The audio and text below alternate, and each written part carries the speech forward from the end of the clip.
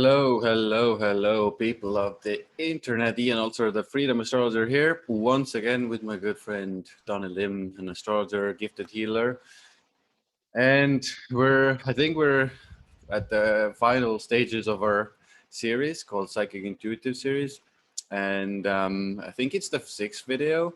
And I will let Donny jump in and kind of guide us into the topic we have for you today. Yeah, thanks, Ian. So we've come to the end of this Psychic Intuitive series. And it's just more of like a recap and kind of give you guys an overview of like what are the possible ways after you've seen our previous video that you probably have identified through your chart and the significators that what clairsenses that you possess, or which one is more dominant according to your chart, and how to develop them accordingly. Before we even go there, I just want to paint like a general picture, because when we talk about psychic intuitive skills or influences, what it is that it's an innate ability to process sensory data, both tangible and intangible stimuli. And that's on an extremely deep, emotional, physical, or spiritual level. So this is what I just said is a very broad definition. And I think it's best to imagine like psychic intuitive skills on a spectrum, because it does vary greatly in terms of intensity and application. I would say that most frequently we are all born with a certain level of that, of all the clairsenses during childhood. And these can be either passed down through close individuals, be it directly or indirectly, or it can be cultivated in response to our environmental conditions. I think I mentioned something about clairsentience, which is clear feeling. It also can be cultivated through like growing up in a very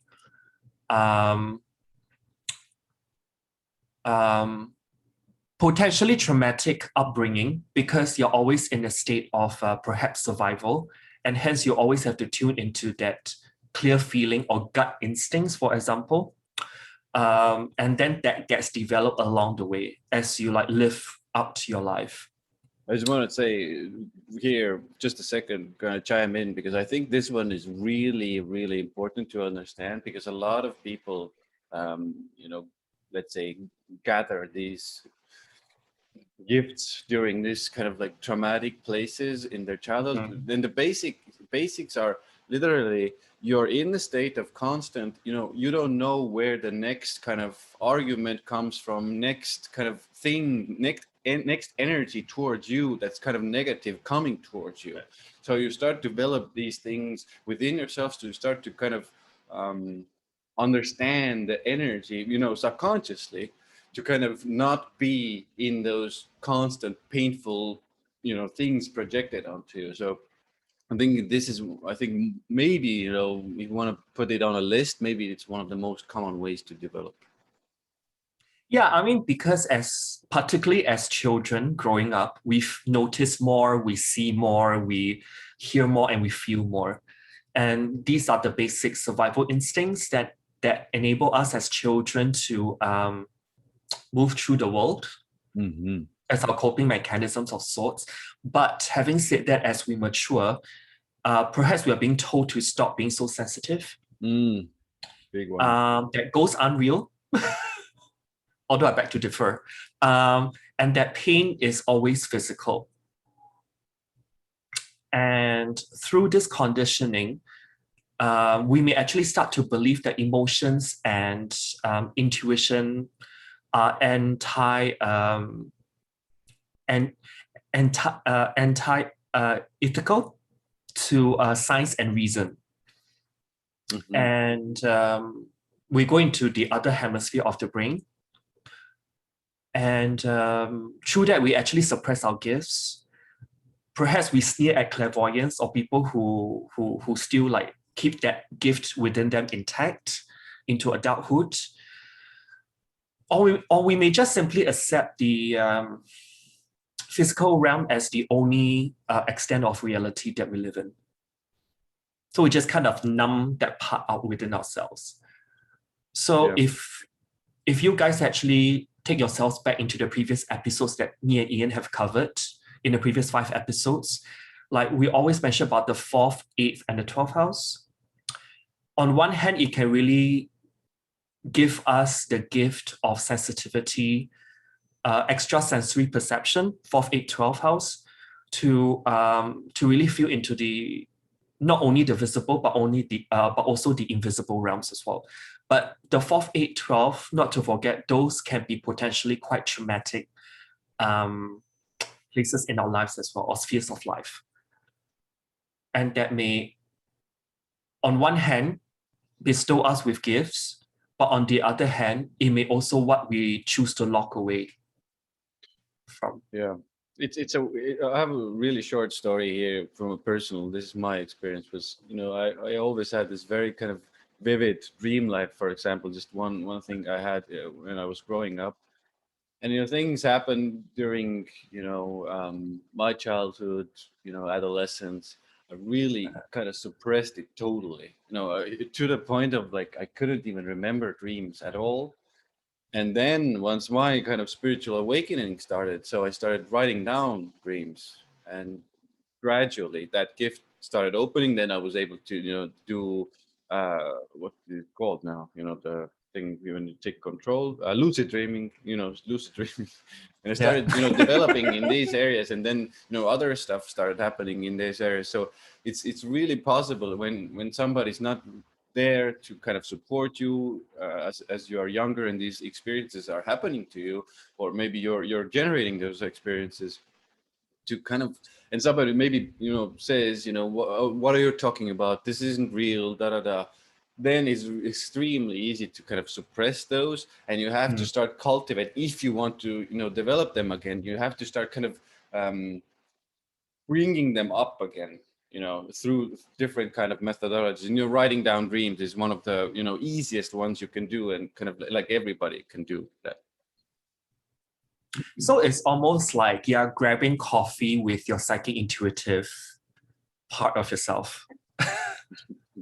It's almost like you're treating like reconnecting with your psychic intuitive abilities like an old childhood friend of yours, because it's almost like a familiar quality to it, right? It feels familiar. It's always been part of your spirit, and you're reconnecting with those skills, and indirectly also connecting with your higher self, or your the core of your spirit. And I think what you said is very telling in terms of like it's really necessary if you want to develop or take this further. It's good to develop like a daily practice. Certainly. And I've heard of a friend of mine who's in the mediumship, or she teaches mediumship to people. To I think one of the exercises she mentioned was it involves assigning like colors to your emotions. And maybe you can start by considering like a very straightforward experience. Maybe it can be a frustrating conversation with your boss, or perhaps even like a flirty text exchange with your crush. And you would actually choose colors to associate with those feelings. And then over time, the color that you associate certain experiences with colors, it will somehow fuse or become synonymous with that emotion, and your intuition will be able to somehow communicate through this non-verbal language. I think the exercise is to really establish within yourself that non-verbal language that's customized to your needs.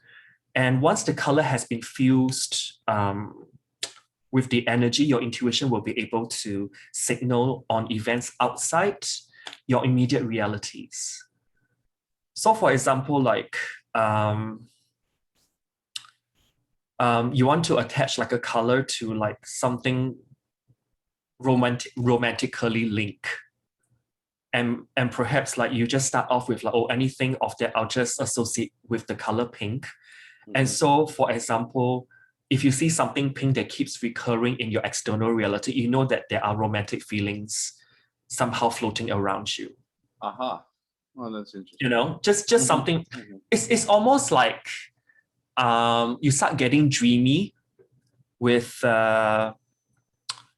yourself, because it actually taps through that space of the subconscious.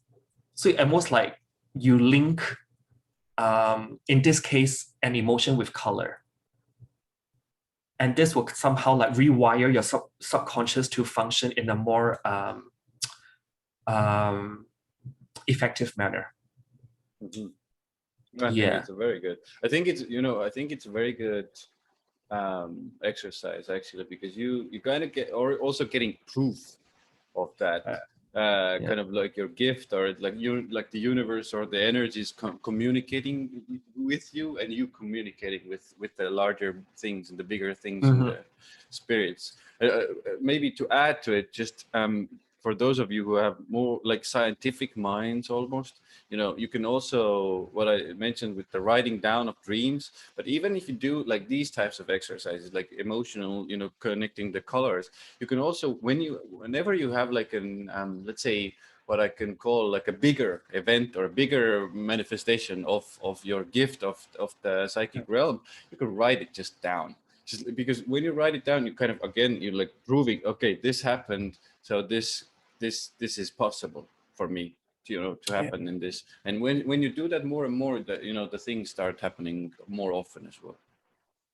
Because I think, like, to piggyback what you just mentioned about dreams, because dreams are a great pathway to the subconscious realm. And it really symbolizes, to a very large extent, like the alternate reality to our conscious waking world as well. And if I think about it, dreams actually represent like a portal. And the more acquainted that we are with this subconscious realm, the more easily we are able to access the full spectrum of our psychic intuitive gifts. And by kind of journaling, like keeping a pen and paper or a notebook close to your bedside, and just kind of jotting down and become comfortable with that, like journaling your experiences with what you experience in your dreams, you're actually more acquainted with your, I would call it astral body, because it's through the astral realm during our sleep that is boundless. We are not tight. We can just go from 1 second in one place to another second in another place in our dreams. And I think as we increasingly become comfortable with the subconscious mind, all of us will begin to have this, I would say, incredible fluidity between worlds as well. Do you have anything more to add to that? I want to add a small piece, because I think I'm always going on about this, but I think it's an important part, because like Tony mentioned the fluidity, and I think it's totally where we're headed and what we're doing as a species and what we're doing as individuals as well. But like the thing I want to maybe convey to you guys is also, whenever you start having more of these experiences, some of these experiences can be, sometimes you start seeing something, maybe there's an angel, maybe there's an orb, maybe there's an energy, maybe that, there's something scary there. It's also important to understand, like Donny mentioned, the subconscious. Now, there's a lot of stuff going on in your subconscious, but you can also notice what starts happening within your body when these experiences are happening. Is there fear? Is there happiness? Is there like joy? Like these are very, very, very important indicators. First and foremost, like what is actually going on with you, because you might still have some fears around, maybe seeing ghosts, maybe seeing things, these might be your personal fears coming from your subconscious. but also, it's a weird one, because when these energies are with you, in my experience, like there's a certain kind of how to put this, like sensation, let's say, within you that kind of conveys to you about these entities as well. Are they, good-willed? Are they positive? Are they maybe in a little bit negative? You can start to kind of feel the energy is basically what I want to convey to you. So pay attention what is happening, on an emotional level, when you're going through these experiences as well. Yeah, which kind of brings me to my next point of to develop this, you need to be first and foremost, besides acknowledgement that you have it. I think that's the main like hurdle people have to overcome. And then the next logical step is to build your awareness. Maybe you can do this simple exercise as in stand in the middle of a room, and then you start doing like an environmental scan around the room, and you will note like the signals, the sounds, the scents. You start becoming more and more. It's like reconnecting with that sensitivity that you have in terms of sensory perceptions as a kid, and kind of conditioning yourself to be more in touch with those things again. And maybe it's that side look out of the window and you see something that you never quite know that it was even there before, and connect with that. Mm-hmm. And you almost like you will tend to like zoom in on the more like micro things around you. And through that, you actually become more attuned with the energies that's surrounding you. And with that, you actually build awareness from there. Yeah. Yeah, totally agree. It's also like a act of, or a exercise of presence as well. You're kind of like bringing yourself back to yourself in the moment. That's where the, like, let's say, that's where the gifts and intuitions are most powerful. You are there, so you're able to catch them and use them. Yeah. So why not we move into the 4 like clairsenses one by one, in the order that we did the video. Sure. So the first one is actually clairvoyance, and it's also known as clear seeing. It's very much tied to the third eye. One thing I'd like to add is that clairvoyance is probably the one that comes up least frequent for people. I mean, as we go down like with the clairsenses like clairvoyance, clairaudience, clairsentience, and claircognizance, I find that the clairvoyance is probably the least people identify with, but as you go down the list, it becomes more and more common. I was actually asking myself, why is that so? But when I think about it, like clairvoyance is actually clear seeing. And to probably see something that's physically can be so real in front of your eyes can also bring about the most trauma. So people have a tendency to like numb that clairsenses out more. Whereas like if you go down the list, like clairaudience, which is clear hearing, you can't see, right? You just hear. Yeah. And then clairsentience, which is to feel something very clearly. And then claircognizance is to clearly know something is going on. It is, I would say comparatively, it's not as potentially traumatic as you go down the list. But also, when I think about it, in most of our daily lives, clairvoyance would be the one also that's the least commonly used. Unless, of course, you're doing like psychic mediumship work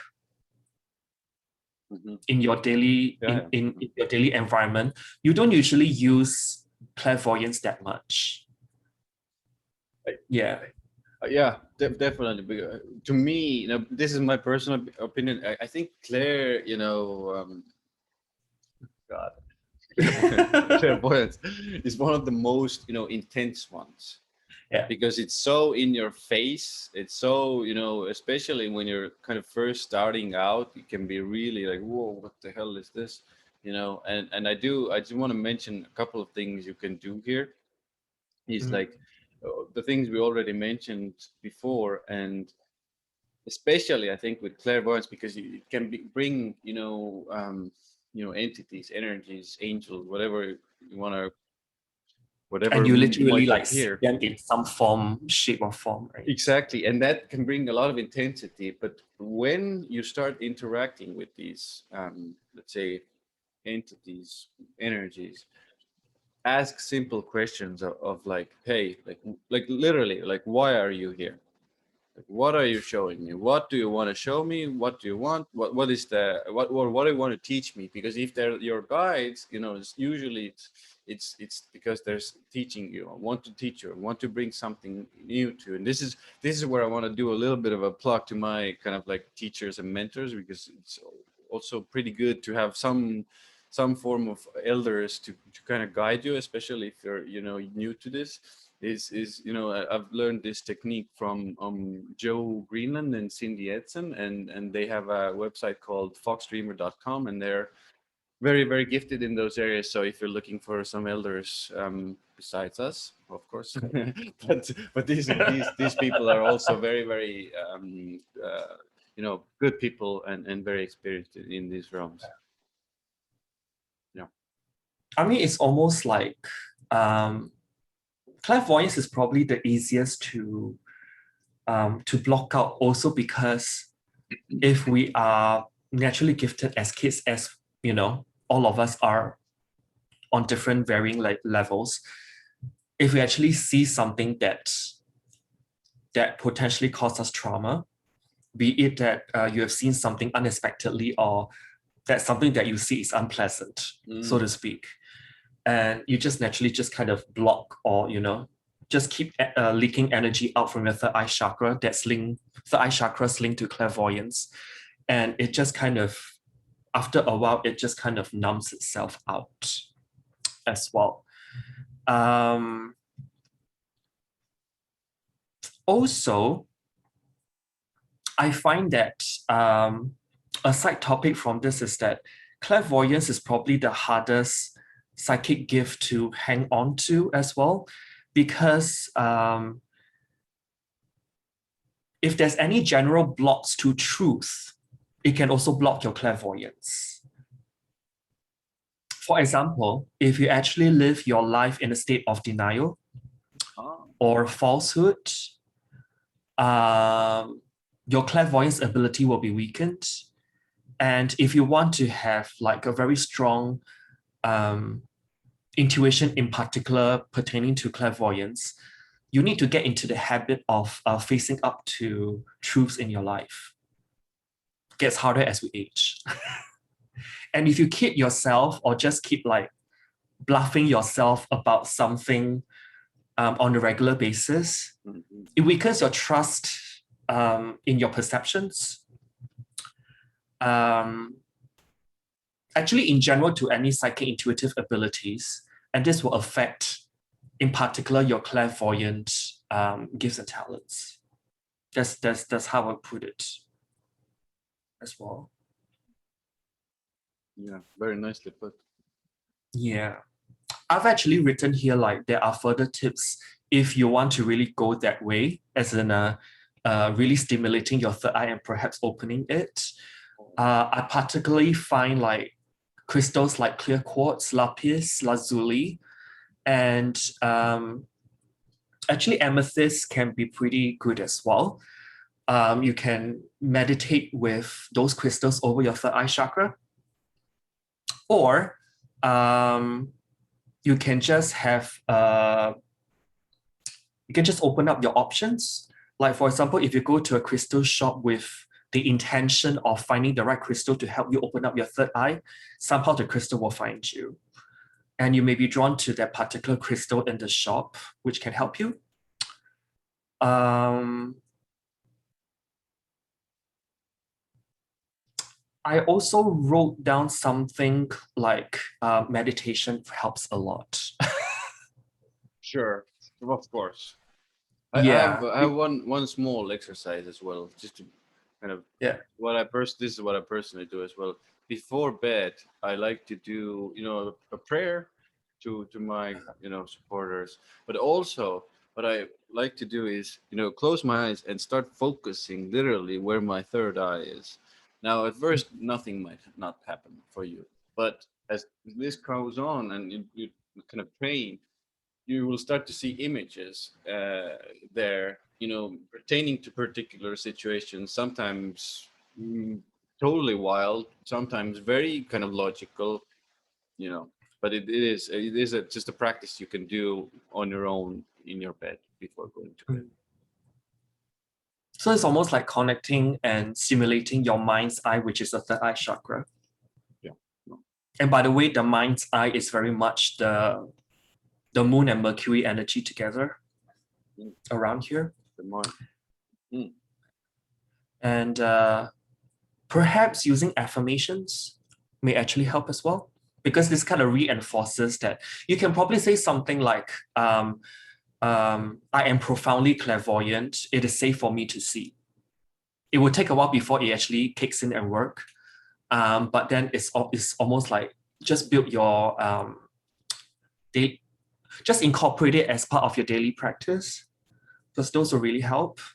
And last but not least, probably one of the harder ones, but it's not impossible, is to release and heal whatever fears and trauma that you have around seeing spirits as a child. Oh, that's a huge. Now that you bring it up, I really want to share a quick story, because I had this experience. I think this is important now. Glad. Maybe I talked about it. I can't remember. But anyway, really quickly, when I was 10 years old, I had this really big experience. I was alone at home, sick, a little bit, sick, not anything like super serious, not delirious, anything, just sick. And I was alone there, and really like weird things started happening. Paper started flying, no windows were open, the cupboards started shaking, and the last thing was I saw like a spirit entity, moving from the hallway to my room, or my room and my parents' room, towards that. I was really freaked out. I was like super freaked out about this, and I went to talk to my, first and foremost, my parents. Now this is weird, because I talked to other people about it as well. Luckily, in my case, my father has had these experiences as well, so he was kind of supportive. So he was, acknowledging that these things happen, and these are, possible to happen. But most of the world that I shared this story with was like, yeah, Ian, you're pretty crazy. You're imagining things. You're da da da. So there, this mixture of kind of feedback I got from as a 10-year-old was I'm glad that I got some support, so I didn't go I was too crazy, but most of it was like, oh, I should shut it down. So mostly I did shut it down. But I kind of get my like toe in the world. So when I was, let's say at the appropriate age, or my spiritual awakening started low. So going back to that experience actually helped me bring, some of those gifts back. Yeah, that's what I want. I mean, as I said earlier, right, it's like grabbing coffee with your inner child, or what you experience as an inner child. And I think with that, it really pushes you to trust not only in yourself, but in the universe. And with all those that you mentioned before, like the meditations, the visualizations, or the exercises that we just mentioned, all these are necessary to help you release the fear or trauma surrounding clairvoyant abilities. And it also helps to reopen your third eye if it has been numbed out or closed before, due to denial and etc., or conditioning. those meditations, visualizations, and exercises can also help to strengthen your third eye and also focus your intuitive vision as well. So I've also written here as one of the ways that you can release fear or trauma from your clairvoyant abilities. Ask for your highest good, and only that in an opening prayer as you begin to work or practice with your clairvoyant abilities. I've also put here, like, meditate with a mantra that you can tell yourself that perhaps you can say something like, I am willing to release all fear of seeing my future. Or I release my past fear and know that I only see good.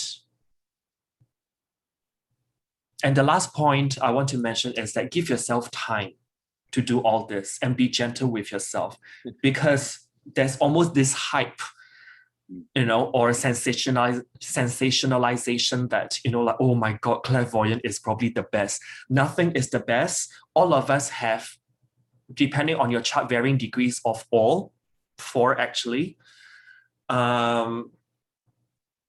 Just be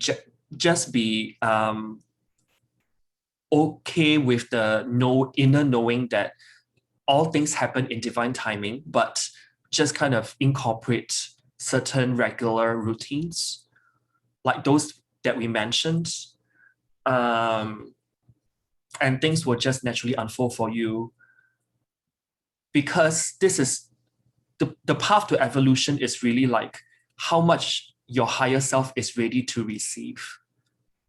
Because otherwise you will send yourself into shock if you just kind of suddenly just open up, this part of your chakra, it gets really blast wide open and you're just not ready to handle the ramifications of it. I think I totally agree, because literally from like the past 2 months, this is another personal story. I've been feeling almost like in a constant state of deja vu, of even talking with a person. I'm feeling like, okay, so this has been like this, this very strong feeling of constant deja vu. This has happened. I've lived this. I've done this. And when you're constantly in that state, it's like so almost a feeling came over me like what's the point? Like if I've done all this, like I've went into a bit of like a deeper hole. But it's whenever I start to experience these kind of deja vus constantly coming, it's for me, it's a kind of like a sign that there's another channel opening, another kind of step opening. But when you don't have the mentors you can write to, and I was able to write to my mentors, and when you haven't experienced these things, it can be really scary. It's like, oh, constant deja vu, like what is happening? It's easy to go almost mad in this, because it's, like Donny mentioned, like it's blasted open and you see a lot and you feel a lot, and it's kind of overwhelming. So patience and vigilance, and and be gentle with yourself. Be gentle with yourself, and take time. I mean, what's the rush? I mean, I gotta ask myself that question. Yeah. Like, me too. Me too. Yeah. And why not we move on to clairaudience, which is clear hearing.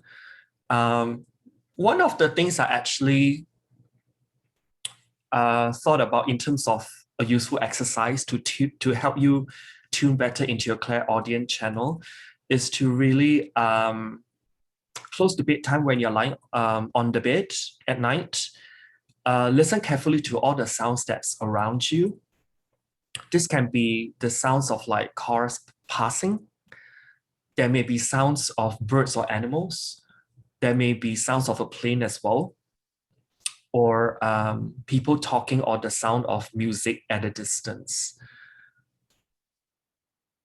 We usually tune out these noises so that we can concentrate on sleep. But when you tune out noise, at the same time, you also dull out your perception and become less sensitive to your inner voice as well. So for those people who know that from their chart, they got the clairaudience like as their predominant extrasensory perception, gifts and talents, and you want to reconnect with that, this can be one of the simple exercises that you can easily incorporate that into your routine. Don't have to do it every night, because otherwise you won't be able to drift off to sleep. You know? Yeah. I just want to also add that when you start or begin to listen consciously to the noise that you normally tune out, you will somehow hear what I call is something like an orchestra of sounds. And when I mention about this exercise, right, is to really notice each and every single one of these sounds and make up your own unique orchestra.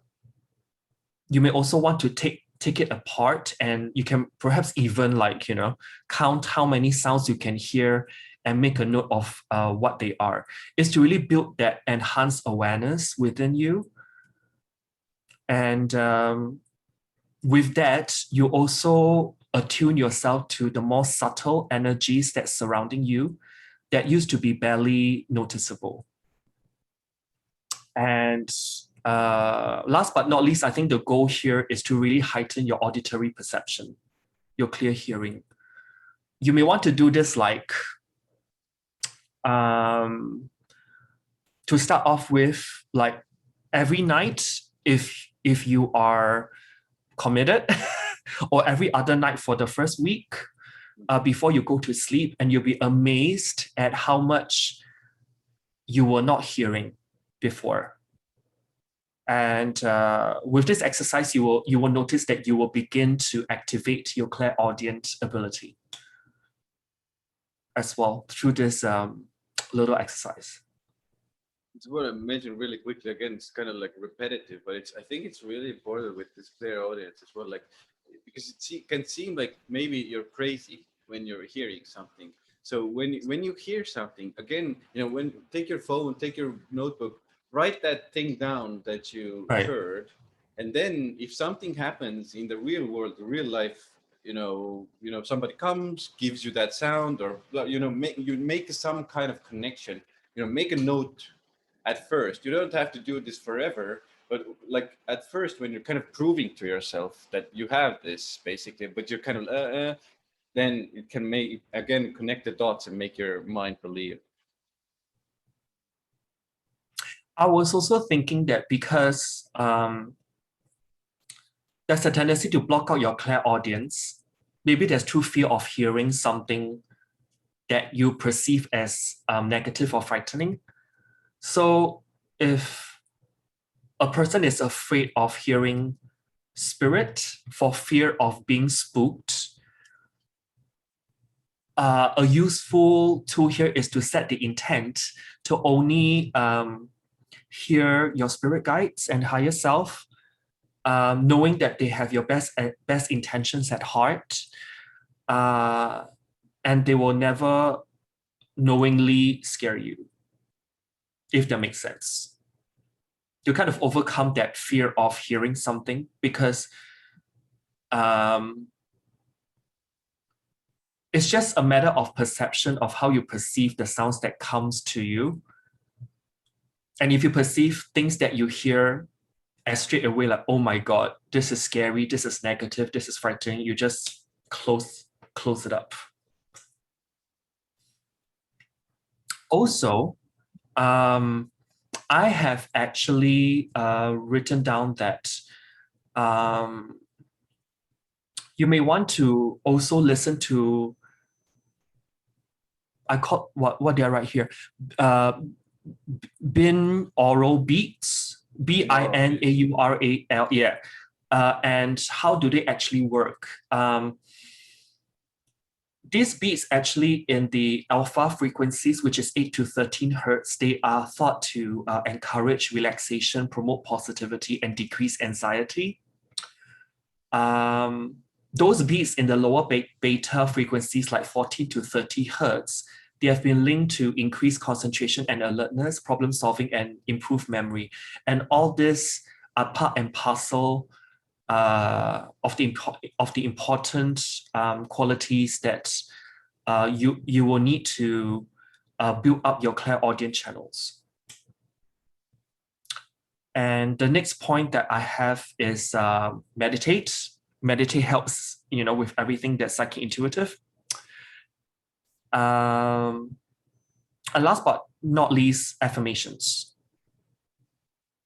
Affirmations to positively reinforce yourself as that it is safe, to actually listen to your inner voice. Because that's what clairaudience is that what you're actually hearing is a reflection of the inner voice within you. Mm-hmm. Yeah. You may also want to listen to the sounds in the room, like I mentioned earlier. Like close your eyes and breathe deeply and just focus on the sounds in the room right now where you are. And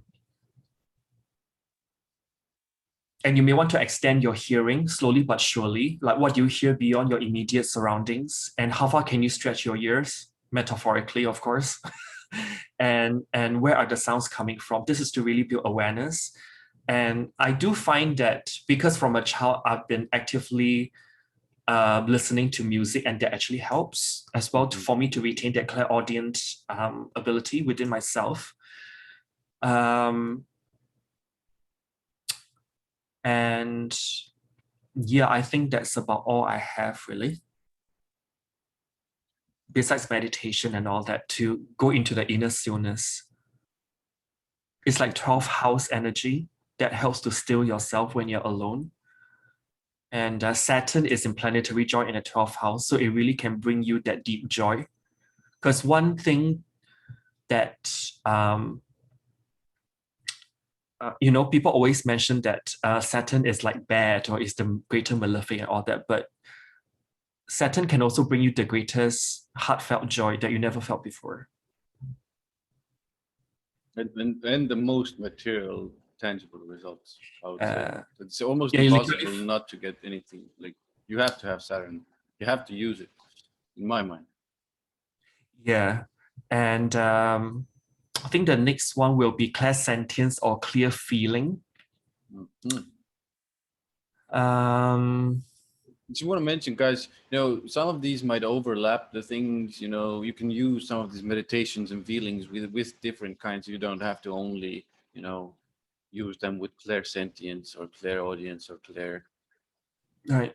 You can use them in general, as well. But, I think it goes back to the point that when we cover each and every episode with like each clair senses, right? Mm-hmm. Each of the clair senses, the significators just overlap. Yeah.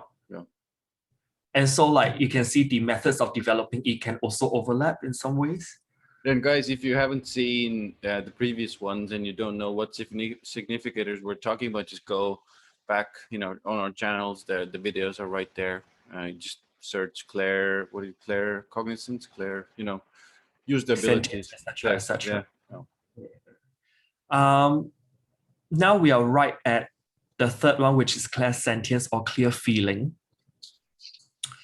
This one is pretty interesting because it's when we talk about clear feeling,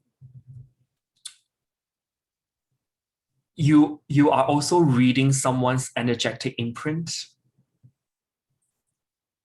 So a quick exercise that you may want to use to develop your clairsentience further would be like, perhaps ask a friend to show you like a picture of somebody they know well, but also make sure that you don't know the person in the picture. And you look into that person's eyes and tune into their energy. And kind of like, what are the things that you pick up on how they feel at the moment of the photo being taken, for example. And if honestly, this is your first time that you have consciously used your clairsentience, you may just only pick up like a basic negative or positive vibe from the picture. And you may also ask yourself what this individual is like as a person, and ask yourself whether you trust that person. And is there anything else behind the person's eyes that they are revealing? And now check with your friend who actually show you this photo of this person that you don't know, and you kind of can, that friend can tell you that, oh, how accurate are you in terms of what you picked up as well. Also, there's a thing called psychometry exercise, which is about holding and getting hold of an object that someone has worn regularly, like a watch, for example, or some other thing. And because all objects actually absorb energy from their owners, and if you're clairsentient, you can tune into this energy residue from this item. Maybe hold the object in your hand for like a minute or two. And if the watch, for example, if there's what's in your hand has a lot of strong positive or negative energy, you will definitely pick it up. And you may use this as a type of practice session for yourself as well. Have you actually done this, Ian, the psychometry exercise? I have done similar. Maybe I haven't went into so, in depth. I haven't asked all the questions, but I have done, similar things. What I do personally very often is let's say there's a conversation going on between the two people, and I'm in that social setting. I sometimes just do my best to feel what the actual person is actually feeling and experiencing, not the words that they're saying, because a lot of things, even when you have this gift very strongly, I think one of the things that you can do is, whenever a person says something, maybe they say quite important things to you, maybe it's a negotiation, maybe it's something big, or a conversation about relationship,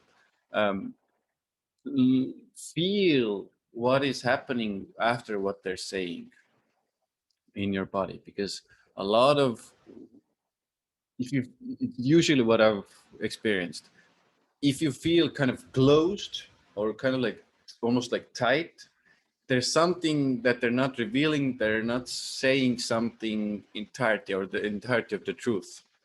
When it's more open and you feel like open, it seems like they're mostly, what I've experienced is they're expressing the truth of the situation and what is actually really truly going on. Can I say that it's because that you can feel the flow of energy from their words, of what they project to you? Yeah, exactly. Yeah, you can do this, and you can see, at first you don't have to, start calling them out on things. You can just say, you can see, because people don't like that at all. Believe me, I've tried.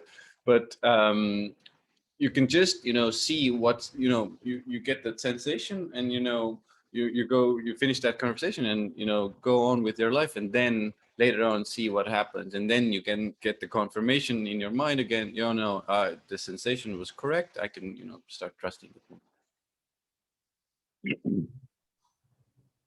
Yeah. It kind of brings me to my next point, that for people who are like having clairsentience as their predominant clairsenses gift set, take care of your energetic heart. Do you have like a thing you do or an exercise you do with it, or you use it there, or it's like just being present with it? I think it's more of like meditating to still, because I think that to still yourself, to go into the inner stillness, because there's a tendency for clairsentient, strong people to what I call like, there's more tendency for them to hold to residual energy around their heart, energetic heart center. And so it's almost like they have to spend extra time to learn to let go. I mean, if we just go back to the episode where we cover clairsentience, think like the main planet that we talk about attributing to clairsentience is Pluto. And Pluto, if we think about the archetype, is probably one of the planets that's that we at least initially find it hard to let go of certain stuff until something big comes and hit us, and then we have no choice but to let that go.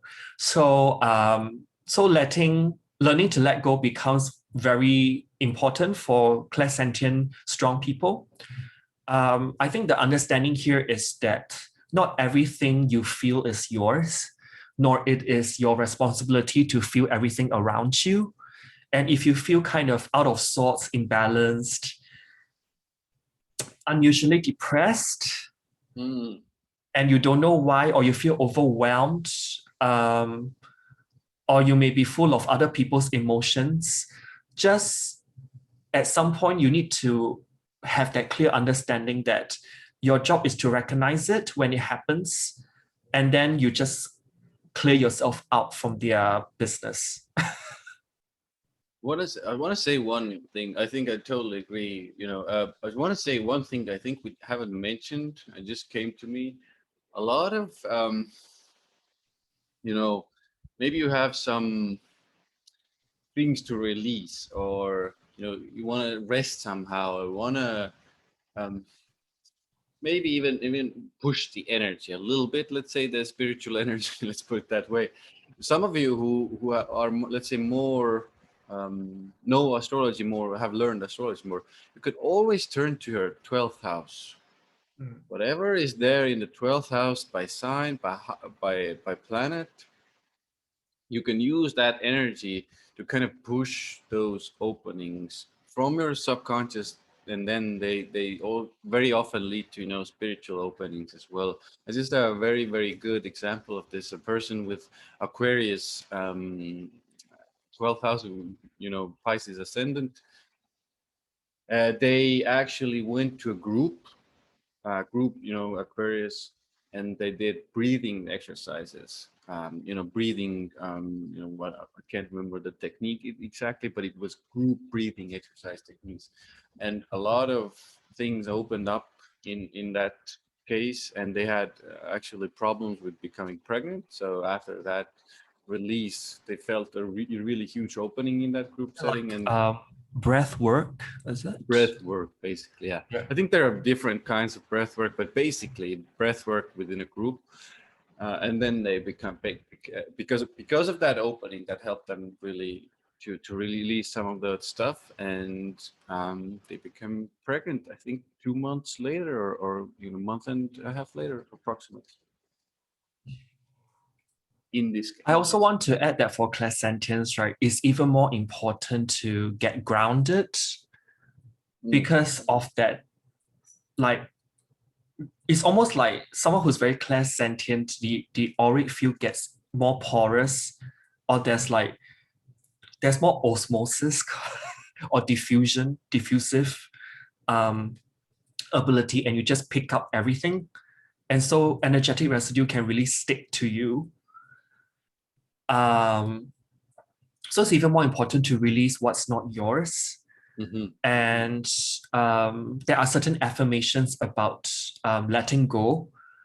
What other people feel is not really a responsibility to take on. But on a more practical level, you may want to also regularly smudge yourself with sage. That's really good. And you may also want to consider salt baths as well to cleanse the energy of the residual stuff that sticks to you, during the day, so that you will it makes you feel lighter. And there needs to be this practice that's built into your routine to help you stay open without being overwhelmed. And if you don't have a lot of time, even a simple shower, literally Right. just shower, just cleanses a little bit already, so you can ground yourself a little bit, and come back to your own body and see what you are experiencing, what you are feeling, not the residue of others. Yeah, because the thing is that where someone is so clairsentient, right? It is so easy to be energetically bombarded by picking up energy all around you. And it's even more important for you to set healthy boundaries for yourself. That what you allow into your experience. You may also want to contemplate setting your intention each day to experience your highest and best good, and only that. That's when the affirmations can come in terms of your practice to make sure you are still connected with that gift, but minimizing the potential ramifications of being too open with your energetic field, so to speak.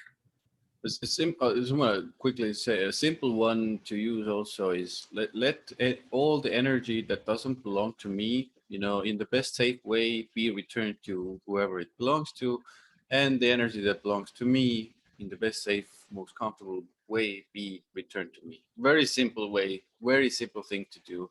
But if you do it a little bit, maybe 5 minutes, maybe 30 seconds, helps a lot. And just make that your mantra. Yeah. Well. Yeah. And last but not least, the fourth one is claircognizance. Last of the classes we covered. And this one is a bit special, I must say. No, because this one is the one that I resonate with the most. I think it's because of my very dominant 9th house energy. I think you're very good with it. Very clear. So I think one of the foremost things that I myself have done is to practice automatic writing. Mm-hmm. And it really connects to your inner knowing. Just sit there, clear your mind, and start writing without holding yourself back or judging, what's coming forth to you. I find that really fun and productive when I have the time to sit down and do that, of course, and see where your intuition, that's rolling around in your brain, and just let that out.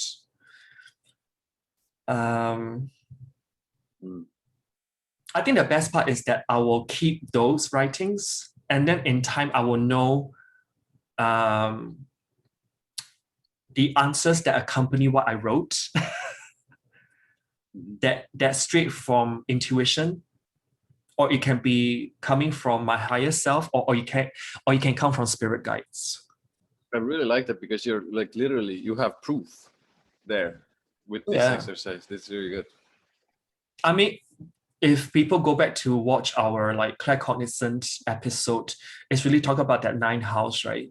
Mm-hmm. And then the polarity axis is the 3rd house. It's really like writing stuff out. So it's something that is like communicable. There's some be it written, spoken form that you can go back and trace it. Yeah, you can record it as well on your phone or something. Yeah, if you don't want to have automatic writing, you can just buy one of those voice recorders. And just really just have voice notes recorded up there, and just go back and just revisit those. And it can really bring a lot of potential confirmations. And with that, you will strengthen your claircognizance or inner knowing abilities. The other one I wrote is act on your gut instincts. Yeah. And the more that you trust your gut, the easier it will be for you to be confident in your claircognizance ability. Sometimes hard to do. Not the most straightforward thing to do, but it can be one that if you start doing it, it may really you go through leaps and bounds with that. That's exactly like when you start to trust it, and you, let's say, do it even once and see at least a little bit of results. I think it catapults, gives you the courage to do it next time and next time and next time. So just maybe the first time stepping over that edge can be a little bit tricky, especially if it's something really strange or weird.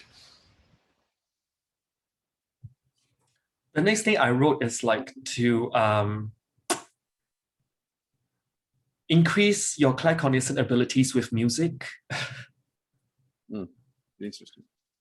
Yeah, so that you can even guess the next song in the playlist, for example, when you're running and you have your AirPods with you, and you can just kind of move with the music you know, it can also help to strengthen that part of your clairsenses. I think the main thing is that you can start by trying like, oh, can you guess you just put your playlist in shuffle, random shuffle, and then you just kind of, you guess what's the next song is in your playlist. I think that's a pretty fun one to do. Yeah, that's and a really fun one to do. yeah, like you have like 20, maybe 20, 50 songs, and then it's like a song is about to end and then a new one begin, and you're running with, you know, with your headphones and all that. So like, just guess like, oh, the next song will be blah, blah, blah. And you're right. You know what I mean? Like, it can really be something that, that you can do. Also, you may want to play high vibe music, like any music that makes you happy. And you can do it while you're cleaning the house, for example, and this can really boost your energetic vibe. You may be doing something really mundane, like, you know, putting your dishes into the dishwasher, and then you have some music playing like right behind you, and you can sing along with that. And after a while, it can really help you to levitate your energies indirectly. The others I wrote is about connecting with your spirit guides. It's not for everyone. Yeah.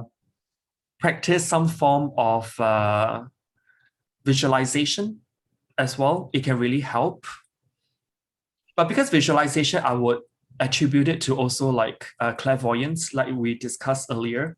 But it can also be a very powerful claircognizance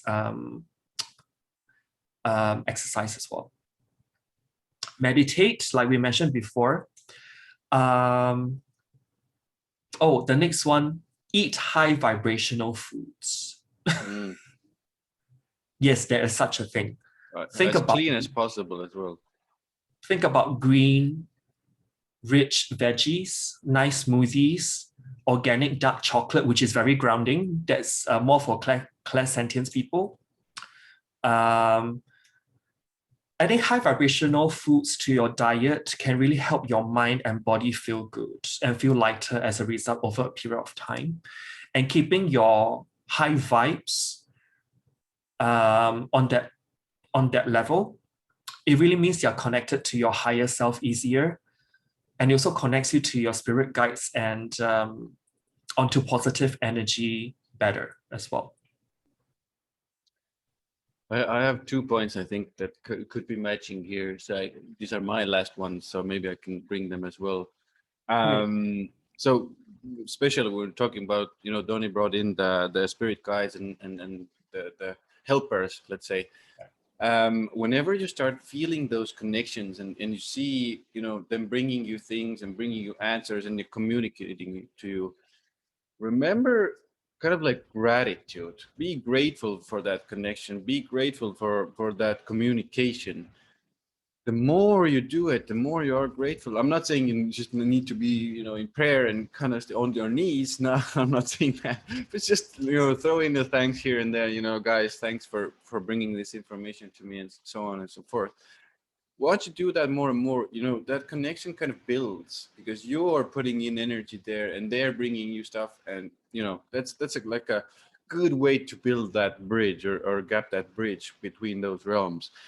And sometimes those, especially with, you know, those weird gifts we're talking about, the information given to you can be quite strange, you know, almost kind of like code or decide, like you have to decipher the messages. What you can do to kind of ease yourself a little bit or make it easier is to ask the guides or the energy or the universe to bring it in the clearest way possible for you personally. This is really important. Like almost like prove this to me. You can ask the universe to prove this to you in the way you would believe it. In that way, the answers and the things brought to you are more, let's say, align with you. So it will make sense to you personally. So the information will be presented, and it will be easier for you to decipher the information given to you personally. That's what I wanted to say. The next thing I wrote is that you may also use crystals in your claircognizant activities or exercises. And those that I really found that's helpful for beginners will be like labradorite, topaz, and citrine. That's really great for increasing your inner knowing. And how you can employ those things can be like crystal jewelry, can be one of the ways that you may want to use it. Or you may also want to like sleep with one of these crystals under your bed, and you may benefit from the energetic properties as you sleep. Or you can, while doing meditation or connecting with your spirit guides, like what Ian mentioned, you can also place the crystals I mentioned on your crown chakra. But besides the crown chakra, which is the main chakra that's responsible for claircognizance, you may also want to place it on your third eye and solar plexus as well, which is around the tummy area, the upper tummy area, because we download a lot through claircognizance via our crown chakra, but there needs to be some grounding influence within the chakra system to make sure that we retain those messages. And those will be the third eye and the solar plexus. So if you know someone that's got a very strong 9th house Sagittarius energy or Sag rising, whatever, you will notice that if they are really tapping into their claircognizance skills, usually their midsection gets bigger and bigger. Interesting. You will notice that their waists are usually thicker. That's what I realized as well. Yeah. And also, since inner knowing or claircognizance requires you to be in a state of relaxation and openness, I think that this point also like it applies across all clair senses in terms of development. You may also want to diffuse essential oils as well, like drops of lavender, rosemary, or bergamot essential oil into your diffuser during your practice.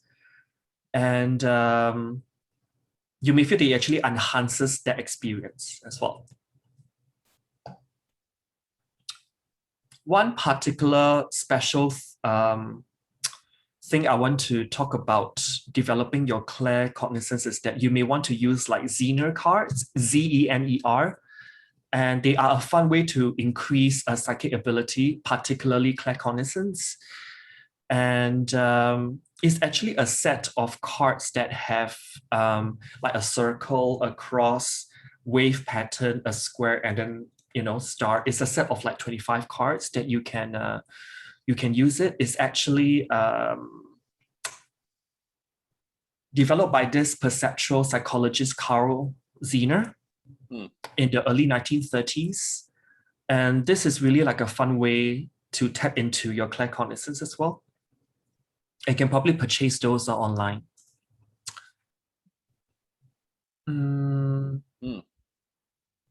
Ask your gut when making decisions. Maybe you want to elaborate on that? I think it's a good way. I haven't used that specific way, but the gut feeling it's so at first hard to take action on. Right. I think it's really kind of, you need to almost like force yourself at first. And even later, maybe you haven't used it for a while, it's still like, what is this? And then you still have to go through it.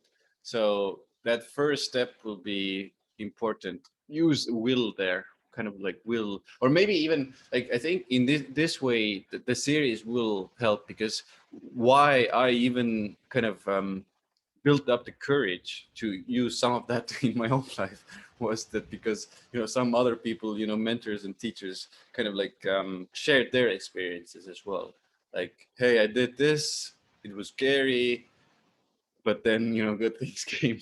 So hopefully this kind of like us saying this to you, to kind of learning to trust, and you can trust it in, maybe start trusting it in you know, maybe smaller decisions if possible at first, to kind of prove yourself that it works, and then, you know, if the bigger stuff comes, it won't be that scary. So hopefully this kind of encouragement helps a little bit there. I actually got a fun way to kind of also develop your claircognizance, not clear inner knowing ability.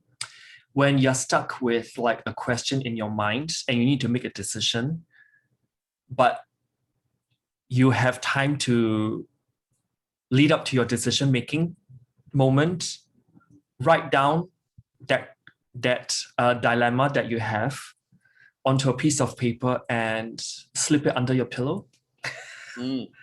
So literally is sleep over it overnight. And then when you kind of wake up, you just take that little piece of paper from your pillow, and then when you look at it, maybe something will hit you. There can be like a fun way to do it as well. And another way that I have seen some friends do it is to ask yourself questions with flashcards. That can also be like a fun way, like if you want to practice with friends, like this back and fro. Each one write like certain questions for the other person. And then you just kind of, okay, this, and you just kind of like, you know, practice back and forth with each other. And those can be really helpful as well to develop your claircognizance ability. If that's your predominant sensory gifts and talents, that is. Do you have anything more to add? I think I'm all kind of out and done, actually. How do you? Yeah, because honestly, there's like a whole like list of potential ways that you can develop your gifts and talents. But I think you may want to watch back our previous 5 videos to kind of identify for yourself according to like the significators we mentioned, and kind of identify probably out of the 4, maybe the top 2 clairsenses that you're exhibiting more or feel connected to. And then you may refer to this video in the relevant section to kind of have a taste of what you can do about it to develop those. And, you know, I think we mentioned it a couple of times, but like we gave a lot of practices and things here. You don't need to go too crazy. You don't have to do them all, you know. Just pick some, be patient, be vigilant with these, start seeing results, you know, and then do some other things, develop those, you know, go, you know, in a grounded way, not too. Or you don't have to go ham and hard at it. Yeah, this is not like a, you know, a project competition. Competition or a project with a deadline you need to finish. Right. Be open and curious and vigilant and patient. Because ultimately, I think when we started doing this series is to really help people to like tap onto what's innately already inside them, but they have probably disconnected with time. Because as we know, like, you know, the outer world is not really as reliable as we think, you know, it should be. So we've only got our inner selves to kind of depend on in this period to navigate our decisions and all that. Yeah, guys, it's a weird time we're living in, I would say so, and you know, uncertain time in a lot of ways. And if you have some of these gifts and things, you know, kind of supporting you extra, I would say, you know, it adds an extra layer of feeling safe in the world. And, you know, when you're connected with their guides and their help, you're seeing that they're bringing you things and helpful companions and stuff like that. It's kind of makes you feel more safe. You will be able to kind of navigate these murkier waters we're in right now as a society and as a species. Yeah, I think that's about it from us. that's about it. It's the end of the For this series. Yeah, I think most likely we'll do some more. We don't exactly know what they're going to be about, but all in divine timing, right? Yeah. we're going to communicate with our guides and bring you the next topic, hopefully Right. soonish. Yeah. But yeah, guys, thanks for watching. Thanks for listening. Hope it made sense to you. You can get, you know, the info, the reading. If you want to contact us, info will be in the description below. Like and subscribe to our channels, and more stuff soon. See you guys. Right. Bye. Bye.